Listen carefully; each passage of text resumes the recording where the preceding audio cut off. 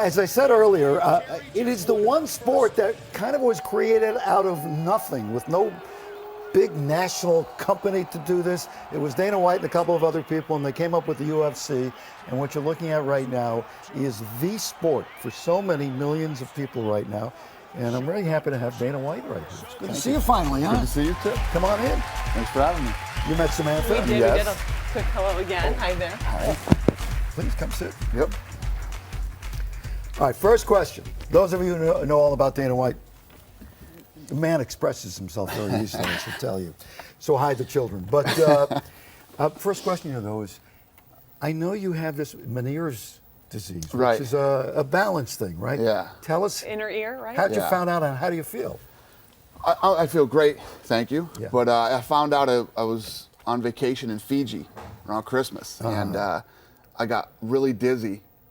So I laid down for a little while and it went away. And then when I came back, I live in Vegas, and one day I just got to tell you, you can't hear, you lose your hearing completely, and everything starts spinning, you go down, and it's literally, I mean, I've been traveling all over the world for 11 years doing this, and you Right. get sick. And whatever, you just think keep going. it's all because of what you're doing, right? Yeah. Well, no, but even when you get sick, it's, Yeah. you know, you can power through it if it's the flu or whatever. When you get this, it's like vertigo on steroids. And how long does an episode last? The last one lasted 4 days. The Oh one that my I had gosh. at 4 days. So that got you to the hospital, maybe? Yeah, well, Yeah. there's no cure for it, and if you get it bad enough, what they end up doing is they do the surgery. They go in and cut the nerve. Right, but and that's after they cut it's the nerve, you have risky. to learn how to walk again. And It's risky. Yeah, Yeah, it's risky. So how do you feel sitting here this I morning? feel great. Yeah, I haven't had an attack in a while, so. I mean, this is something that can be caused from many different things. One thing are bouts to the head, and obviously you have a boxing Yeah. background. Right. Is that what doctors say it came from? Yeah, Do it's they hard know? to tell. It's definitely there's been damage done to the nerve, but yeah, if getting punched to the head, it happens. Guns, loud. Guys that are in bands, drummers, guitarists, people that are in bands, any kind of ear damage to the nerve is what causes it. And you were up on the podium. Yeah. So you're up at the podium, and people know, is he doing a bit? Is this real or not? Yeah, one time I was at a press conference and it hit me, and you literally have to hold on because everything starts to spin. And I finished the press conference and then went Professional back. through and Yeah. through and through. All right, what you have wrought here, the UFC, I know you have a big ego, and I know you dream big, dream big or go home. You have to be surprised at how big this thing is. Even though I know you said it'll be bigger than the NFL, Right. you got to be surprised. Yeah, I mean, obviously we got involved in this business because we believed in it. We thought this thing could be. Think about this, right?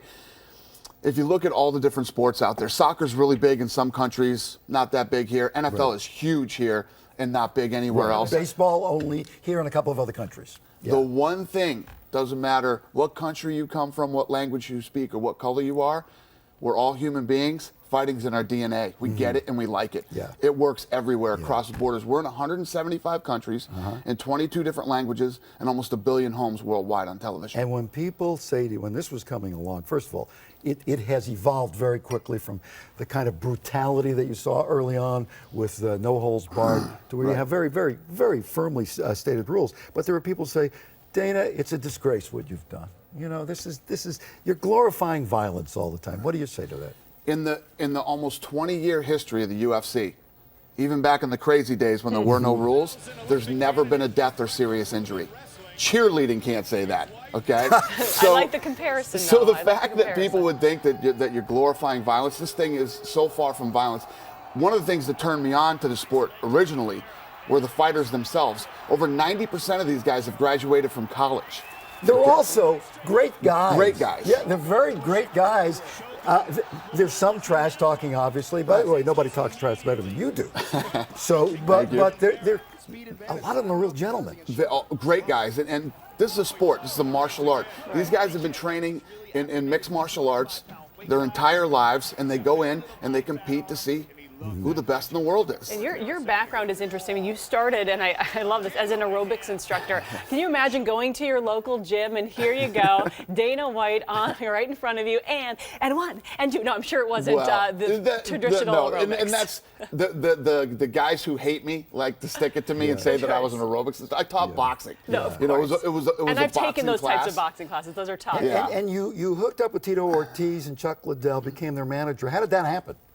Well, as I got involved in jiu-jitsu, the ground fighting. And the Brazilian. Right, exactly. And I started to meet a lot of the fighters, and I met Chuck and I met Tito, and I started managing them. And through managing them, I got in this huge contract battle with the old owner of the UFC, and I found out that they were in trouble and going out of business.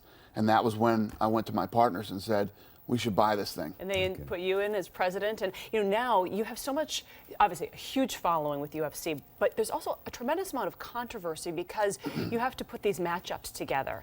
And you can't please all UFC fans at all times. So there's a lot of smack talk about your choices through the blogosphere. How do you deal with pleasing all the fans all the time? Because you can't, clearly. I have a very unique relationship with our fans. It's it's fun. I love our fans. They're passionate.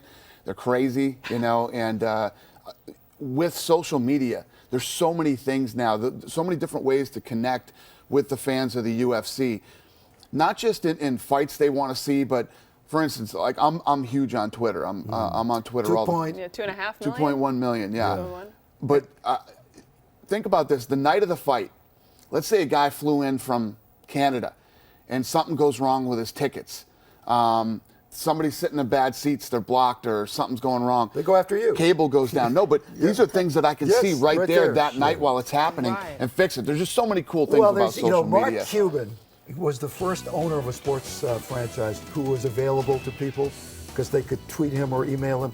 You've taken that. I mean, these fans think they know you. Right.